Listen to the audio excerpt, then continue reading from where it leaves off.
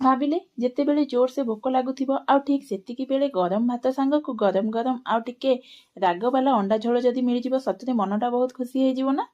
କେତେ ଦିନ ହେଲା ଅଣ୍ଡା ଝୋଳ ଟିକେ ହେଇନଥିଲା। ତ ଅଣ୍ଡାକୁ ସିଝାଇ ତା ଚୋପା ଛଡ଼ାଇ କଣ୍ଟା ଚାମଚରେ କଣା କରି ସେଥିରେ ଲୁଣ ହଳଦୀ ଲଙ୍କାଗୁଣ୍ଡ ଗୋଳାଇ ସୋରିଷ ତେଲରେ ଭାଜିଦେଲି। ତା ସହ ଦିଟା ଆଳୁକୁ କାଟି ତାକୁ ମଧ୍ୟ ତେଲରେ ଭାଜିଦେଲି। ସେହି ତେଲରେ କଲର୍ ପାଇଁ ଟିକେ ଚିନି ଗୋଟା ଗରମ ମସଲା ସବୁକୁ ଫୁଟାଇ ପିଆଜକୁ ଭାଜି ହଳଦୀ ଗୁଣ୍ଡ ଲଙ୍କାଗୁଣ୍ଡ ଅଦା ରସୁଣ ପେଷ୍ଟ ତା ସହ ଗୋଟେ ଟମାଟୋ କଟା ଓ ଲୁଣକୁ ଦେଇ ଟମାଟୋକୁ ସିଝିଗଲା ପରେ ସବୁ ପ୍ରକାର ଗୁଣ୍ଡ ମସଲା ଦେଇ ଭଲ ଭାବରେ କଷିବାକୁ ଛାଡ଼ିଦେଲି।